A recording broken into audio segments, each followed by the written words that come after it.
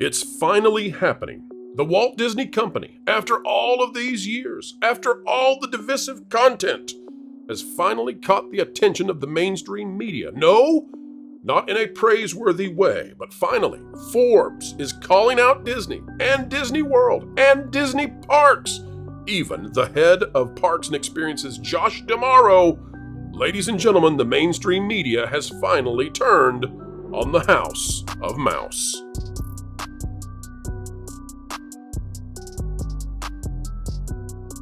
Hello folks, welcome back to the place where we make learning about entertainment fun.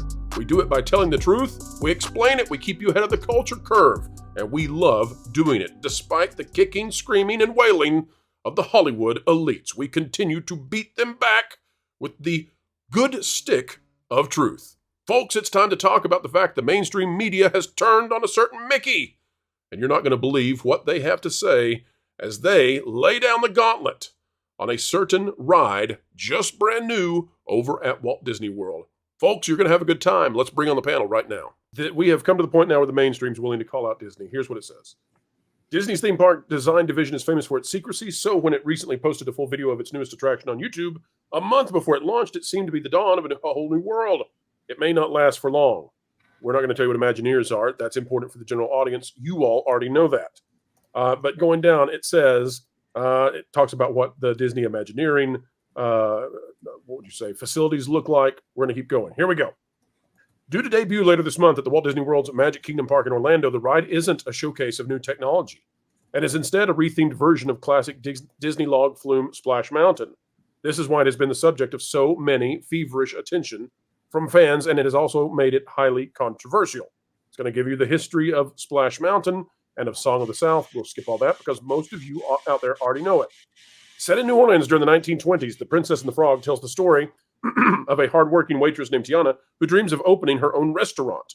After kissing Prince Naveen, who has been turned into a frog by the evil voodoo witch, Dr. Facilier, Tiana becomes a frog as well and must find a way to turn them both back to humans. The announcement was accompanied by lush concept art showing that the old tree stump atop the attraction will be replaced with a huge weeping willow sitting on a mossy outcrop. Cracks, though, soon began to appear. Ironically, although Disney announced the Splash Mountain would be rethemed in Orlando and California, it soon came to light that the ride would remain the same at Tokyo Disneyland. It goes on to talk about, and fantastic job, Caroline, that Japan doesn't want this stinker. They don't want it. So the story goes, and it talks about how the people, well, I'll just read it. After the construction walls went up around Splash Mountain in Orlando and California, it became clear that the spectacular centerpiece tree on top of the attraction had been scrapped. This left it without a landmark, or weenie as they are known in the trade, which could be seen from afar. Instead, the attraction looks like a mound of moss and stands in stark contrast to the initial concept art. The content of the ride is even more confusing. So the story goes, Tiana has transformed a local salt mine into a garden growing vegetables for her kitchen. To thank her friends and family for their support, Tiana throws a party during Mardi Gras season, but finds that she is missing the ingredient of music. Riders step into the logs on a journey throughout the Bayou to find it. Even by theme park ride standards, its premise is unclear, and this hasn't been lost on the audience. It goes on to talk about the horrible comments it's receiving. It goes on to talk about what WDW Magic is saying over their website. But here's where we get into some important stuff. It says it was the same on Twitter, with one account saying, if you're going to replace an attraction, you should make it better. While still good, it's not as great as Splash Mountain was. Others were harsher, with one describing it as a wasted 4 years of effort. The hashtag, Bring Back Splash, has even begun to gain traction, and although it is common for there to be backlash when beloved attractions are changed, the difference this time is that it could put people off before any positive word of mouth can be spread, as the ride isn't officially open yet. Reflecting this, one user even said that they were previously optimistic about the ride from the little bits they would show us until they gave us the full video that morning. Presumably, and this is really important, the Disney Parks publicity team had authority from the highest level to release the video, so it remains to be seen who actually came up with this idea. The publicity team are professionals, so it's hard to imagine them dropping the ball like this by showing what the ride is. It has enabled Disney to be the first to market with the video, but it also has eerie similarities with Disney's promotional strategy for last year's Indiana Jones and the Dial of Destiny movie, which premiered at Cannes nearly 2 weeks before its general release. The feedback to the film was largely negative, and this dominated the news agenda until it was released because fans had no way of making up their own minds. So even though audiences ended up awarding it a respectable 88% on review aggregator Rotten Tomatoes, Caroline, I'll explain how they managed that in the future. We'll Thank you for saying that. Yeah, we're not letting that slide. By the time the movie was released, a lot of viewers had been put off by the negative publicity. As a result, it only ended up grossing $384 million, leaving it with a $146 million loss, as we revealed. And anyway, folks, it keeps going, okay? Here's the last part we need to read. The unveiling of Tiana's Bayou Adventure casts a dark spell on the resume of Josh D'Amaro, chairman of Disney Parks Experiences and Products. Famous for his sparkling, toothy grin, D'Amaro is a regular visitor to the parks and often stops for selfies and guests and staff who are known as cast members due to the role they play in a themed environment.